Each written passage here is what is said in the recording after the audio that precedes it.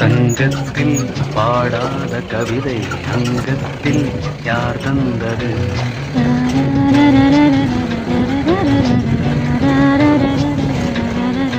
சந்தத்தில் மாறாத நடையொடு என் முன்னே யார் வந்தது?